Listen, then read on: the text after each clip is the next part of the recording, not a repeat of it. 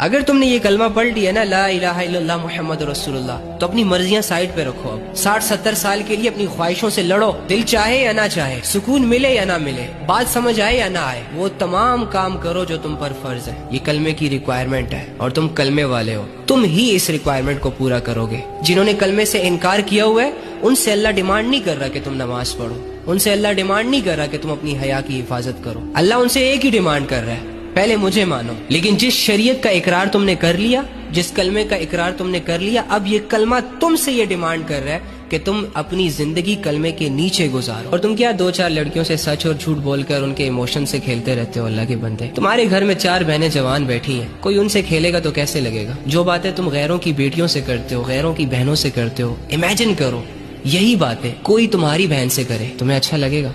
نہیں لگے گا نا؟ تو کیوں ایک دوسرے کو بیوقوف بنا رہے ہو؟ کیوں ایک دوسرے کا ہاتھ پکڑ پکڑ کر لوگوں کو جہنم کے راستے پر لگا رہے ہو؟ اللہ کے بندو، تم لوگوں کو تو اللہ نے کہا ہے کنتم خیر امۃ اخرجت للناس تأمرون بالمعروف وتنہون عن المنکر، کہ تم لوگ تو بہت اچھے بہترین لوگ ہو یار، لوگوں کو اللہ کی طرف بلاتے ہو، لوگوں کو برائیوں سے بچاتے ہو، نیکیوں کی طرف بلاتے ہو، اور خود بھی اللہ پر ایمان رکھتے ہو۔ آؤ یار اچھی سی زندگی گزارتے ہیں قسم سے، بس صرف مرنے تک اللہ کی مان لیتے ہیں، نمازیں پڑھ لیتے ہیں، اخلاق اچھا کر لیتے ہیں، لوگوں سے جھوٹ بولنا چھوڑ دیتے ہیں، لوگوں کو دھوکہ دینا بند کر دیتے ہیں، اچھی سی زندگی گزار کر اس دنیا سے چلے جائیں گے۔